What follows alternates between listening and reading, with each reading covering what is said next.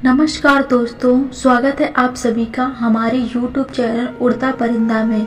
दोस्तों, हमारी आज की कहानी है महादेव और नंदी बैल की। तो चलिए शुरू करते हैं इस कहानी को। महादेव ही सारे जगत के स्वामी हैं। जब जब हम महादेव की बात करें तो नंदी बाबा को कैसे भूल सकते हैं। जहाँ पर शिव की पूजा होती है उस स्थान पर नंदी की भी पूजा की जाती है। हर मंदिर में देखा जाता है कि भगवान शिव की मूर्ति के सामने नंदी बैल की मूर्ति अवश्य रहती है। जिस प्रकार महाशिव के पूजन और दर्शन का महत्व है, उसी प्रकार नंदी का भी। नंदी भगवान शिव के वाहन ही नहीं बल्कि वह उनके परम भक्त हैं। माना जाता है कि अगर नंदी के कान पे अपनी मनोकामना बोल दो तो उसे भगवान शिव तक जरूर पहुंचाते हैं। आपने देखा होगा कि हर बड़े मंदिर में नंदी मंदिर के बाहर विराजमान होते हैं। कहा जाता है कि वह बाहर इसलिए विराजमान होते हैं ताकि भक्त आसानी से अपनी बात महादेव तक पहुंचा सके। आखिर क्या है इसके पीछे का राज, तो चलिए जानते हैं। शास्त्रों में इस बात का जिक्र किया जाता है कि स्वयं भगवान शिव ने नंदी को यह वरदान दिया था कि जो भक्त तुम्हारे कान में अपनी मनोकामना कहेगा, उस भक्त की मनोकामना अवश्य पूरी होगी। कहानी शुरू होती है नंदी के पिता श्रीलाज से। श्रीलाज ने भोलेनाथ से प्रार्थना की थी कि उन्हें एक संतान प्राप्त हो तो मेरा वंश आगे बढ़ सके। भगवान शिव उनकी कठोर तपस्या से प्रसन्न होकर उन्हें यह वरदान दिया था कि तुम्हें पुत्र प्राप्त होगा। एक बार श्रीलाज भूमि जोत रहे थे तो उन्हें एक बैल जैसा पुत्र प्राप्त हुआ जिसका नाम नंदी रख दिया गया। नंदी अल्पायु था। जब नंदी को अपने अल्पायु के बारे में पता चला तो वह जंगल में जाकर महादेव की तपस्या करने लगा।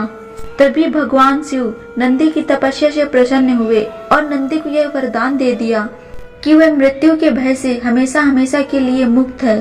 नंदी कैलाश में भगवान शिव की निरंतर सेवा और आराधना करता रहा। कोई भी महादेव से मिलने आता तो पहले नंदी से मिलना अनिवार्य हो गया था। फिर एक दिन श्रीलाज भोलेनाथ के पास एक अजीब प्रस्ताव लेकर आए और बोले कि मैंने पुत्र प्राप्त का वरदान इसलिए मांगा था कि मेरी कोई संतान नहीं थी। अब केवल नंदी ही था, वह भी भोलेनाथ की सेवा में लीन रहता था। इस वजह से श्रीलाज को लगा कि उसका वरदान पूरा ही नहीं हुआ क्योंकि उसे पुत्र का सुख ही नहीं मिला। यह सुनकर महादेव ने नंदी को बुलाया। महादेव भी नंदी से बहुत प्रेम करते थे, फिर भी नंदी से बोले कि तुम्हें पुत्र होने का दायित्व निभाना पड़ेगा। और शिव ने नंदी को श्रीलाज के साथ जाने के लिए कहा।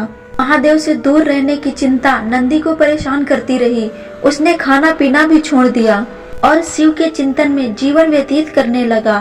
अपने पुत्र की यह हालत देखकर श्रीलाज महादेव के पास गए और उनसे नंदी को वापस बुलाने के लिए कहा क्योंकि वह अपने पुत्र की ऐसी हालत नहीं देख सकते थे।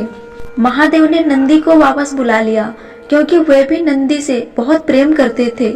तभी महादेव ने नंदी को यह वरदान दिया, कोई भी प्रार्थना अगर महादेव तक पहुंचानी हो तो उसे नंदी के कान पर बोल दिया जाए। प्रार्थना सीधा महादेव तक पहुंच जाएगी।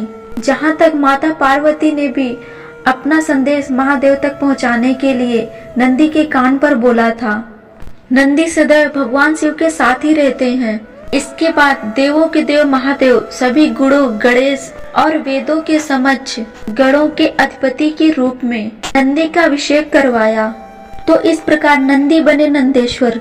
कहते हैं कि महादेव ने नंदी को यह वरदान दिया था कि जहाँ महादेव रहेंगे वहाँ नंदी भी रहेगा। इसीलिए हर मंदिर में शिव परिवार के साथ साथ नंदी भी विराजमान होते हैं। तो ये थी नंदी की कहानी।